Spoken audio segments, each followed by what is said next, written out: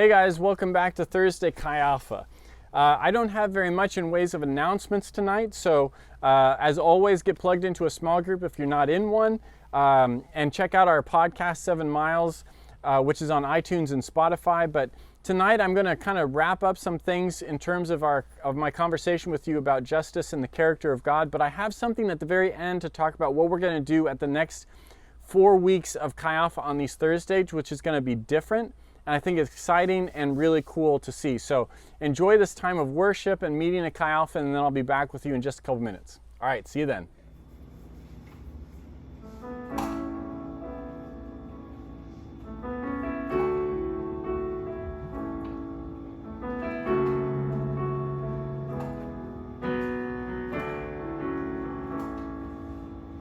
Let the King of my heart be the mountain where I run, the fountain I drink from. Oh, He is my song.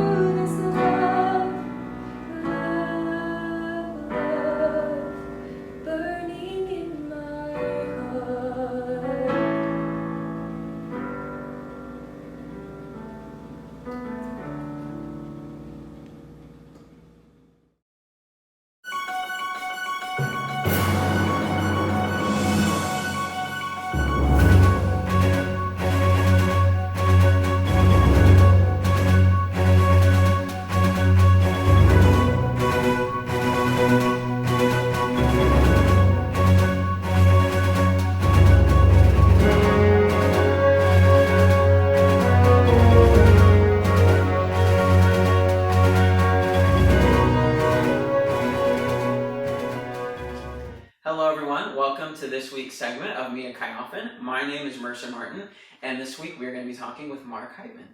So, Mark, why don't you share the things that we've had everyone share? Your year in school, your major, where you're from, and what you think about doing when you graduate. I suppose I can do that. I hope you can. Yeah. Uh-huh. So, what year I am in school? I'm a first semester graduate student. Fancy. What am I getting a degree in? Religious education. But I guess worth mentioning that my undergraduate degrees were in theology and history. Uh-huh. Where am I from? I'm from O'Fallon, Missouri. So about 45 minutes from here. Not to be confused with O'Fallon in Illinois. Where we're better than they are. Where the O'Fallon, M.O'Fallon. I get it. And what do you want to do when you're done? There's not a whole lot you can do with religious education besides teach in a high school. So that's what So that's I'm what I doing. plan on doing. Okay, awesome, Mark. But right now you're in a graduate level theology degree. Yeah. So I assume you're Catholic at SLU doing that program. Would be a good assumption in this case. Okay, correct. So that said, Chi Alpha is interdenominational. Obviously, there's many individuals who are Protestant, Catholic as well, of no faith or any faith. What has it been like for you as a Catholic being in this ministry that is diverse in that way?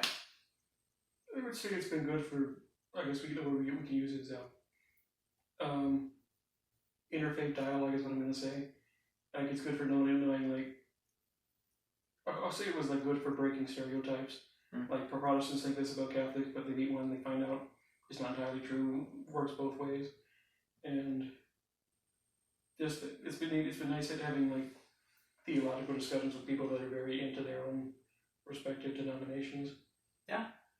If people were interested to hear more about what you think or to see like what these discussions look like, what could they do to see that? First I would ask them what's wrong with them, and then I would say, hey, me and Kenny Owens and I are thinking of doing an interfaith podcast called Papist and the Prot.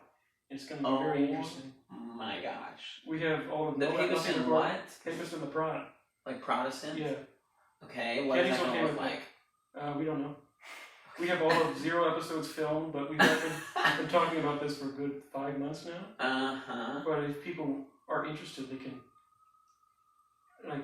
send Mercer an email and tell him that they want to see. If you're interested, this podcast. Don't fill out my emails, but tweet it or put it on your Insta or whatever that you want to see the Papist and the Prot come into publication.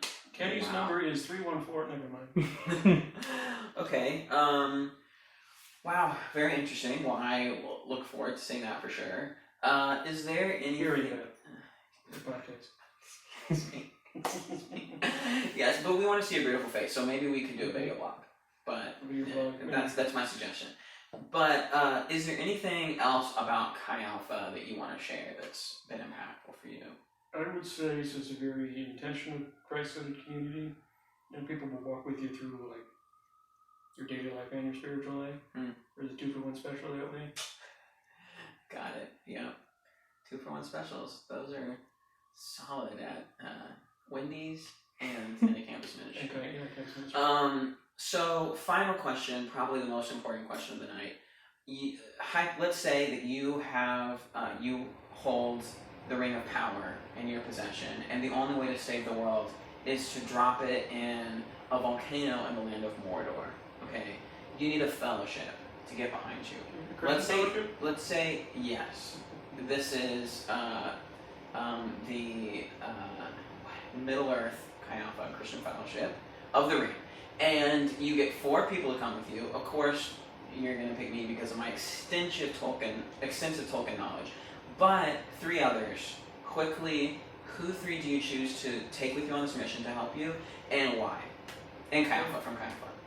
I'm going to bring Ryan Brooks because we need 1, moral support, and 2, someone to replace you when you're inevitably killed by an orc.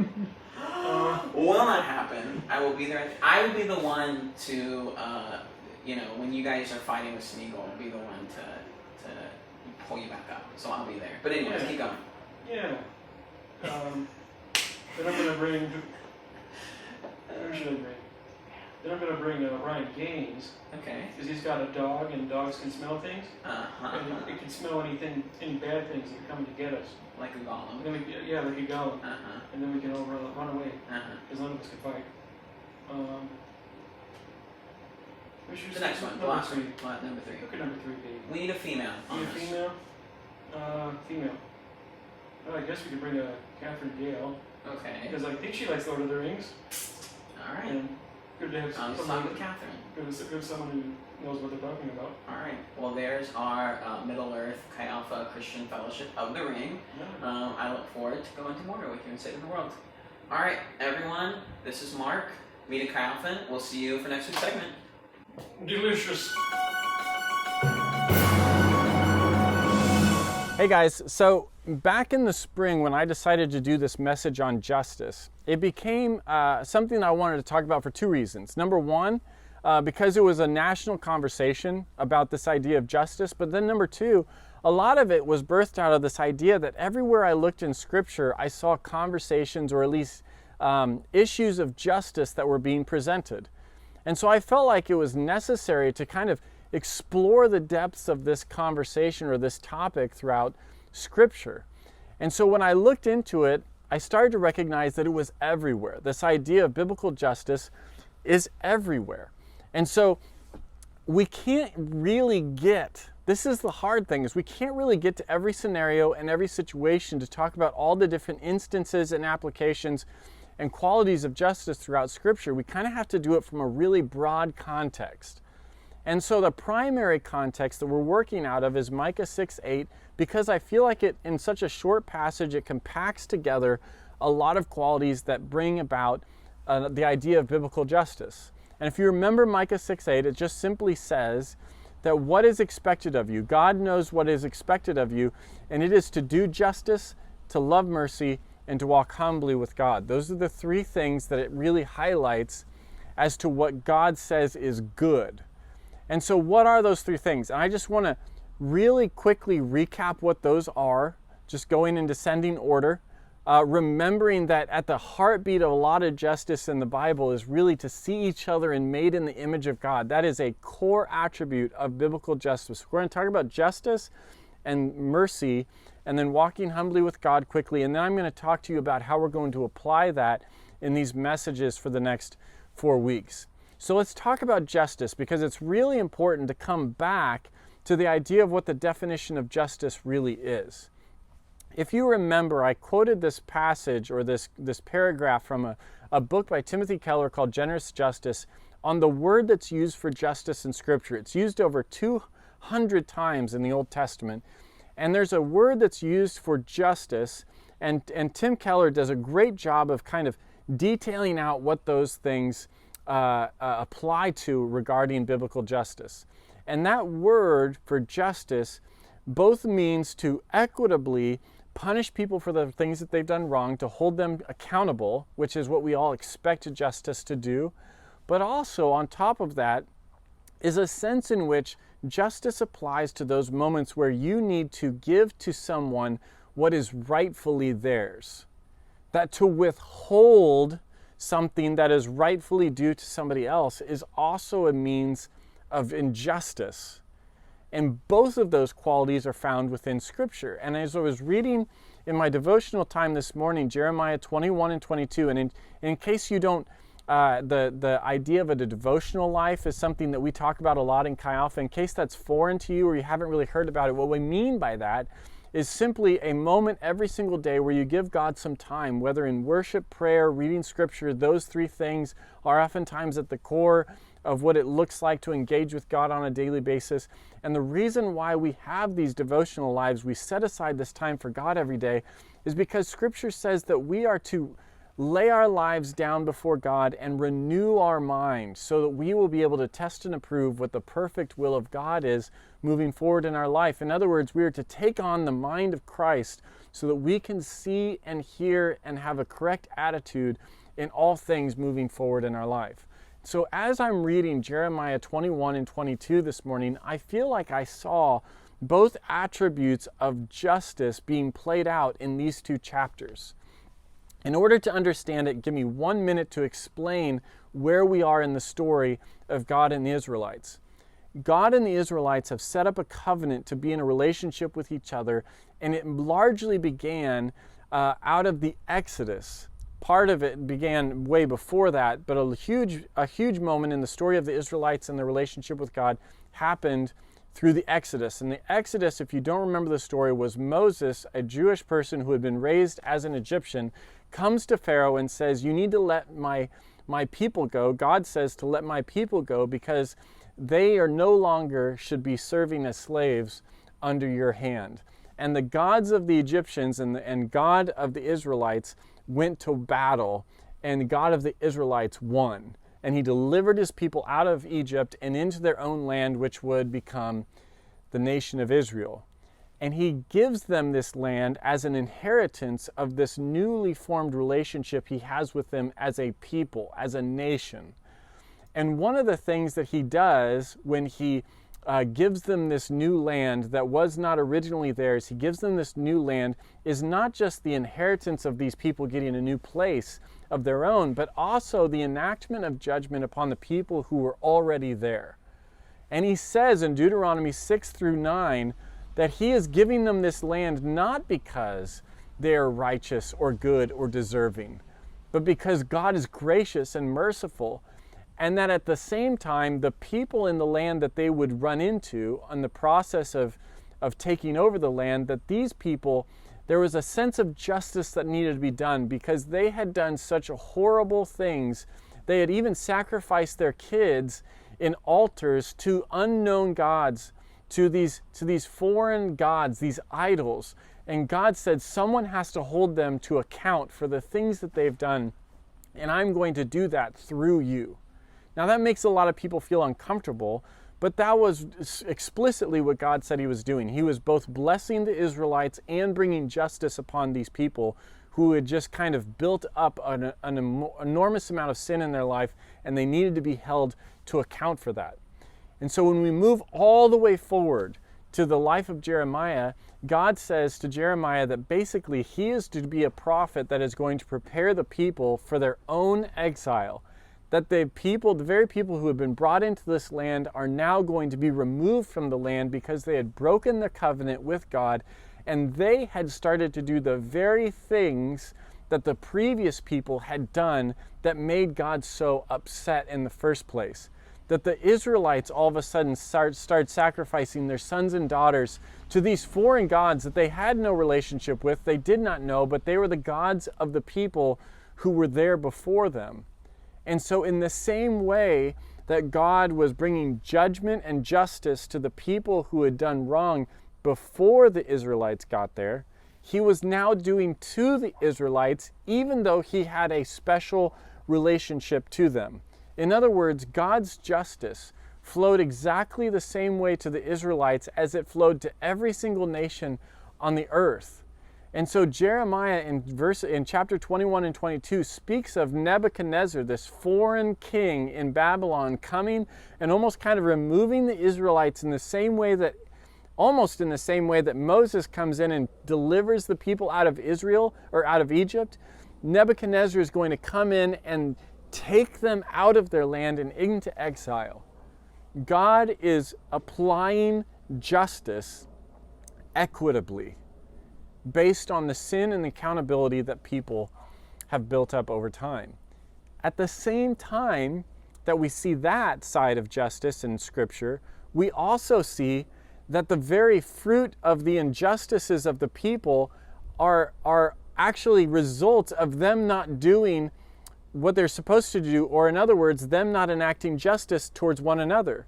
In other words, what I'm saying is that one of the very causes that God finds against his people is not just their idolatry, but the fact that they are not treating one another equitably as well. He says in chapter 22, verses 13 and 14, that they are building unjust gain, unjust righteousness in the sight of their neighbors because they hire their neighbors and then they refuse to pay their neighbors for the work and the wages that they had earned. They are withholding from one another what is rightfully belonging to their other brothers and sisters of their fellow Israelites, And in and of itself, was an act of injustice that they should know better through their very own law. And because they have not done that, shows that the very heartbeat of them, the very fruit of their lives, is also a fruit of injustice. So in other words, there is an injustice and turning their back upon God by these idolatrous decisions that they're making, and also an injustice in their lives in the way that they're treating one another, because what their fellow Israelite is due, they are withholding so that they can have more stuff for themselves. Injustice is both the punishment and holding to accountability on an equitable manner, regardless of where you're from or where you stand in society, but also injustice is not giving to somebody proactively what is rightfully theirs. So those are the two prongs that I see when we come to justice. Now we move on to loving mercy, and here's what's fascinating about justice and mercy. They don't go well together. In other words, the very definition of mercy is that you withhold accountability, you withhold judgment and justice upon a person, and therefore let them off the hook. Mercy is you saying, I'm not going to force you to feel the consequences or necessarily the full measure of what it is that you've done wrong, and I'm going to bear it myself. Grace is kind of the opposite of that. Grace is giving someone what they rightfully don't deserve. It's bestowing upon something that they don't really have earned or is not rightfully theirs. And God says, I want you to do justice, but I also want you to love mercy. And that's such an interesting statement, because what it's showing is that in the very heartbeat of God, there is this cry for justice and accountability, and yet this compassion and mercy and grace that flows out of the exact same character and the exact same heart. God doesn't want to punish people. He will, and he does. But there's this part of God's character that also says, but I also want to pour out my mercy. I also want people to see that even though I stand up and will judge accordingly to whatever the situation may be, I also want to extend grace or extend mercy and bestow grace. We see this in the gospel. We see this in forgiveness, because God is a God of reconciliation and forgiveness. And forgiveness is my taking on the weight and the pain of the circumstances of your actions so that you don't have to bear them.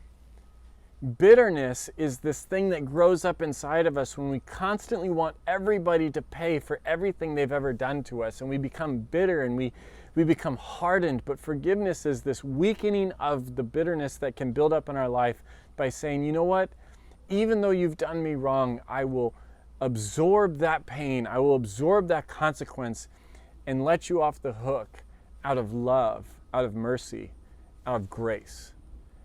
And God is a God of reconciliation.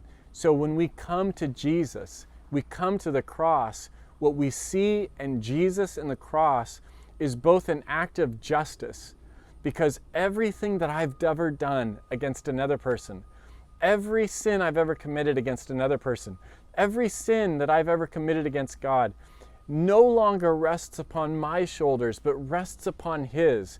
That God in His forbearance knew that judgment and justice had to be done for all the sin and all the brokenness in all of the world.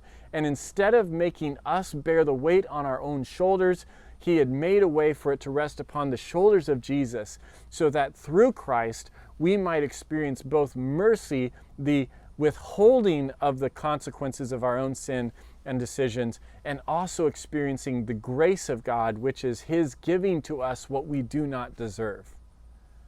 Grace, justice, and mercy all find their place on the cross with Jesus. A number of years ago, I spent numerous nights just lying awake in bed trying to figure out, like, God, what is going on with my life? Like, what is my life really accounting for? At the end of my life, what is really going to matter? Because I have these ambitions, I have these desires, I have these things that I want to do with my life, and yet, what is it all going to really come to? We all have these kind of existential type of questions that run through our mind at one time or another in our life. And as I contemplated and prayed and thought day after day after day, week after week, Don't remember how long it went, but by the end of that process of really wrestling with God over the nature and the full consequence and result of my life and all my efforts and all my strivings, I just came to this final place where I recognized, when all is said and done, and I stand before God in judgment, and He judges my life, all I have left is Jesus. Like when the judgment of God sweeps over my life, everything else in my life I concluded was going to ultimately burn up and burn away. Everything is going to not stand. I'm literally going to be left there with nothing. And either the weight of all my sin is going to fall upon my own shoulders, or it's going to fall upon Jesus. And in that moment I recognized that at the end of my life, when judgment and justice is applied to my life, the only thing I have left is the mercy and grace of Jesus. That's it. It's just me and Him. And at that moment I started to recognize that my life had to be lived for Him and for Him alone.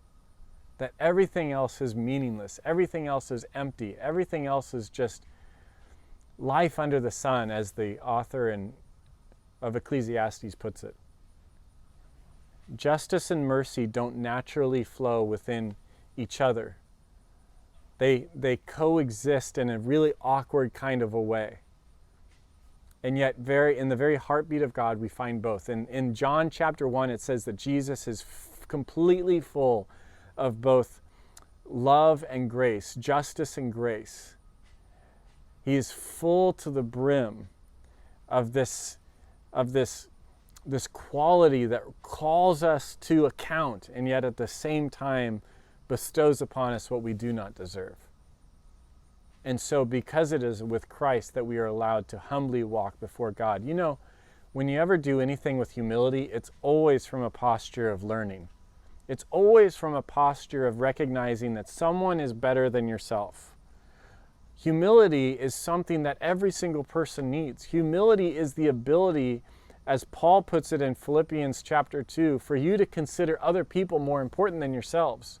Humility is not necessarily weighing out like, well, I guess I'm better in this way and you're not as good as this way. It is to consider the life of a person as good as your own, and for you to submit to serving that person for their own betterment, in the same way that Christ left everything in order to serve us in that way.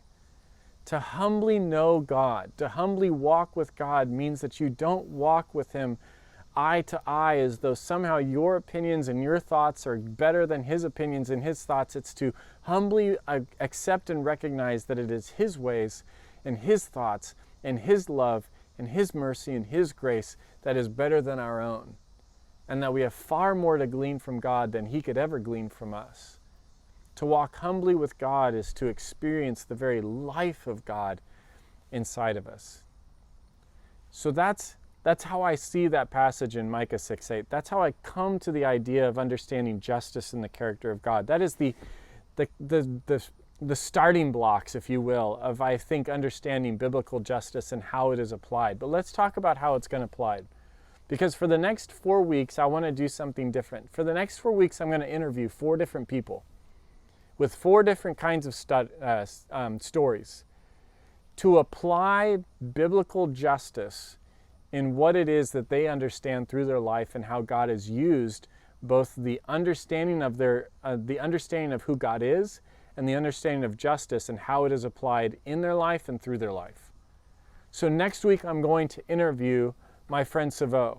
Reveiw is Kenyan, and he's going to talk about the theme in Scripture that talks about how we treat the outsider, the minority, the person who's a foreigner, which is a huge theme throughout all of Scripture.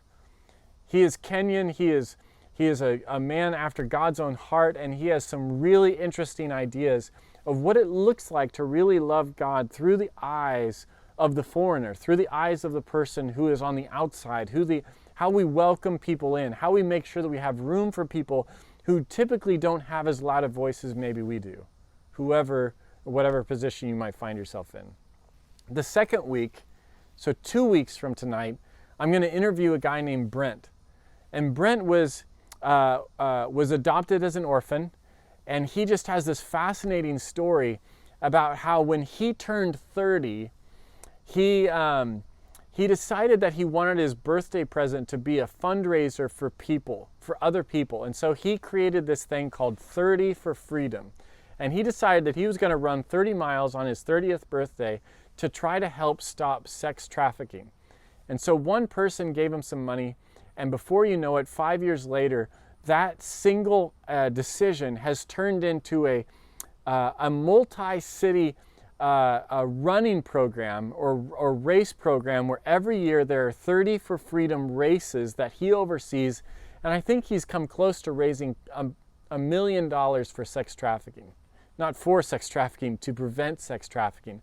It is an issue of justice that is often not seen and not discussed, but it is a passion in his life to see God take the grace and mercy that he has received and to apply it to these lives of people who are in sexual slavery. The third week, I'm going to interview a guy named David, and David came to plant a church in St. Louis. He's lived in St. Louis City for 10 plus years and is just tremendous stories. What I admire so much about David is that he moved straight into the neighborhood that he wanted to reach people, and he's never moved out. And he has gotten to know that entire segment of his city. He has engrossed himself into the very lives and situations and circumstances and issues that they are dealing with in their part of our own city. We're going to talk to him about what justice looks like in St. Louis, what it looks like in the city, and how he's experienced it, and what kind of issues come to mind when he thinks about justice in St. Louis. And then 4 weeks from now is the first Thursday of the month, and the first Thursday of the month is always a testimony night, and it's still going to be a testimony night, but it's going to be a different kind of testimony night. 4 weeks from today, I'm going to interview Mercer, who's a law student at Wash U and a part of Chi Alpha. He does all the Meet at Chi Alphans. And we're going to talk about both his story and how his testimony led him to come into law, specifically law dealing with religious freedom, and why God has put it on his heart, why God has energized him about that subject, and how that applies to the idea of justice in our world. So I'm really looking forward to us beginning to interact with more specific instances as we kind of have this overview of what justice biblically is, and then to see that in application through the lives of these guys who I'm friends with, and then for us to glean more and more over the heartbeat of God and what it looks like practically to live this out in justice moving forward. So I'm looking forward to it. I think it's going to be really good. And there's only 6 more weeks of school, so let's continue to hope that we're all here 6 weeks from now. Continue to get involved in your small groups, and I'm praying for you, and I'm rooting you on. And if you need anything, please don't hesitate to get a hold of me for any reason, and have a great weekend. All right, talk to you later. Bye.